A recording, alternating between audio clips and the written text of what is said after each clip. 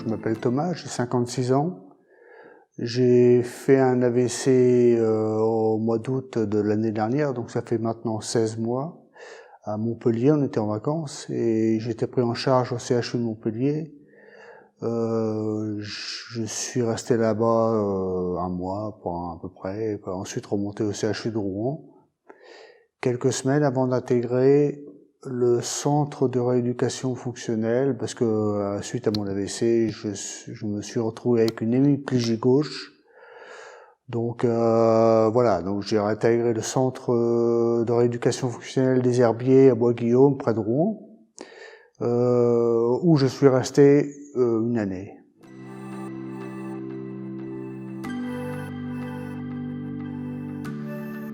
Ben, en fait, donc au mois d'août, septembre l'année dernière, donc enfin de cette année, j'avais prévu donc en commun accord avec mon médecin des Herbiers, donc de quitter le centre, puisque apparemment ils étaient arrivés au bout de la rééducation et du coup j'avais une réflexion, c'est-à-dire je voulais pas me retrouver revenir chez moi et sans essayer de retrouver une activité. Et du coup, ma belle-sœur m'a parlé de ce programme, justement, que c'est tombé vraiment bien, parce que alors donc elle m'a fait part de ce programme et avec le contenu et puis un peu les objectifs. Donc et ça m'a tout à fait intéressé parce que ça venait tout à fait en continuité de ce que j'ai pu faire jusqu'alors. Donc et ça tombait bien.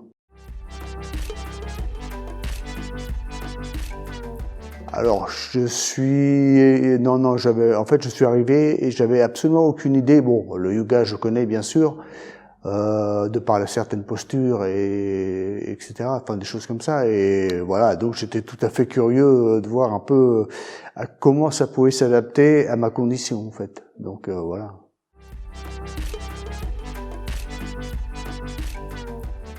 Alors, ça s'organisait surtout en plusieurs phases, des phases d'échauffement un peu corporel. Donc, ensuite, on était plus sur des postures où il fallait quand même trouver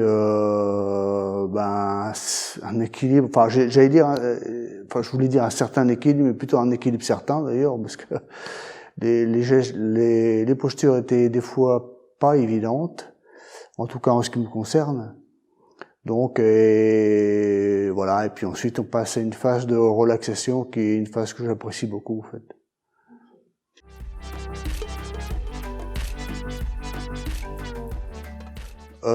Physiquement, je crois que ça m'a permis d'acquérir quand même des compétences entre guillemets, en tout cas des possibilités d'améliorer de façon, je pense, importante toute la partie équilibre qui peut être problématique dans mon état.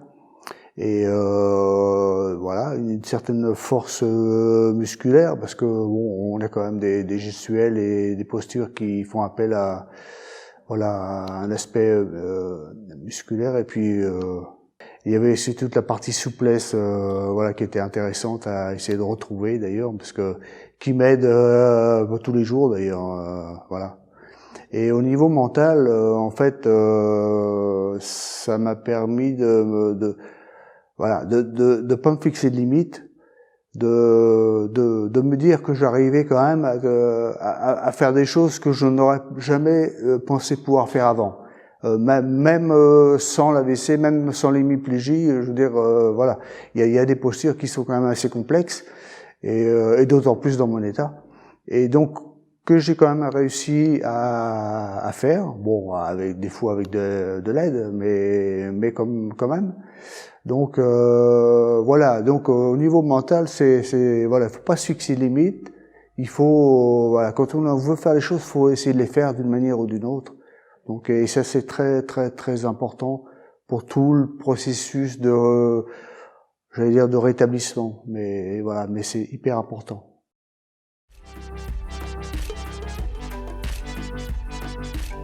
Alors, personnellement, je n'ai connu aucun point négatif. Voilà, à part le fait simplement, c'est une question de matériel, enfin d'organisation, c'est de venir faire des séances qui demandaient quand même un temps de route. Mais sinon, par rapport aux exercices proposés, il n'y a absolument rien. Tout était positif et tout était bon à prendre. Je continue chez moi parce que j'ai tous les supports qui me permettent de faire ça, dans la mesure du possible, dans toute sécurité, chez moi à la maison. Donc je refais, j'essaye de refaire en tout cas les exercices qu'on a fait précédemment.